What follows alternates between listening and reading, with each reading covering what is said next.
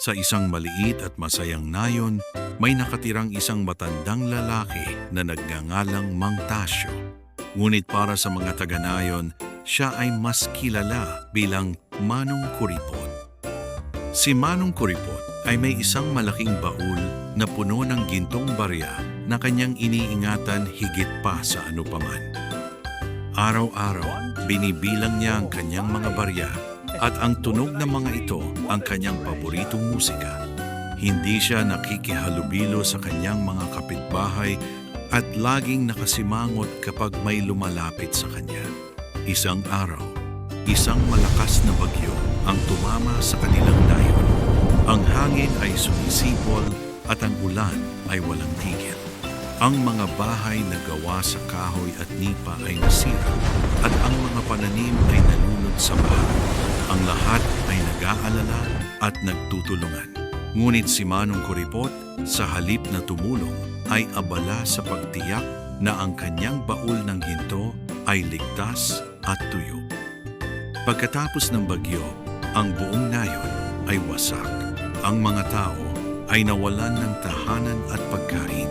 Lumapit sila kay Manong Kuripot para humingi ng tulong.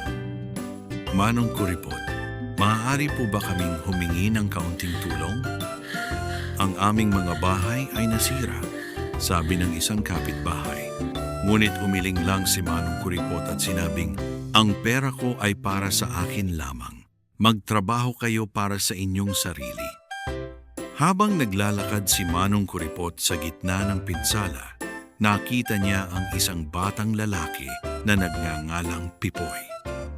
Ang bahay ni Pipoy ay isa sa mga pinakamatinding nasira. Ngunit sa halip na umiyak, si Pipoy ay abala sa pagtulong sa isang matandang babae na ayusin ang bubong nito. Pagkatapos, lumapit si Pipoy kay Manong Kuripot at inabutan siya ng isang piraso ng tinapay. Manong, kumain po muna kayo.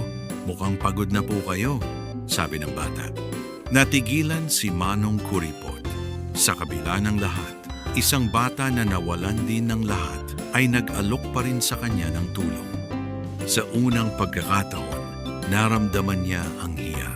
Tiningnan niya ang kanyang mga kamay na walang ginawa kundi ang magbilang ng pera. At pagkatapos ay tiningnan niya ang buong nayon na nagkakaisa at nagtutulungan. Sa sandaling iyon, may nagbago sa puso ni Manong Kuripot. Mabilis siyang umuwi, kinuha ang kanyang baul at dinala ito sa gitna ng nayon. Mga kapitbahay, sigaw niya, patawarin ninyo ako sa aking kasakiman. Gamitin natin ang perang ito para muling itayo ang ating nayon. Gulat man, ang mga tao ay natuwa. Sa pamumuno ni Manong Kuripot, ginamit nila ang pera para bumili ng mga materyales, pagkain at gamot. Nagtayo sila ng mas matitibay na bahay at nagtulungan upang muling bumangon.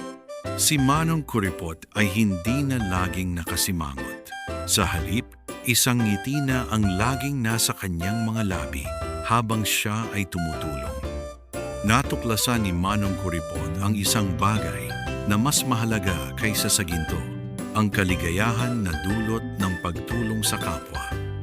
Ang kanyang baul ay maaaring nabawasan ng pera, ngunit ang kanyang puso ay napuno ng isang yaman na hindi mabibili ng kahit anong halaga. At mula noon, hindi na siya tinawag na Manong Kuripot, kundi Manong Matulungin.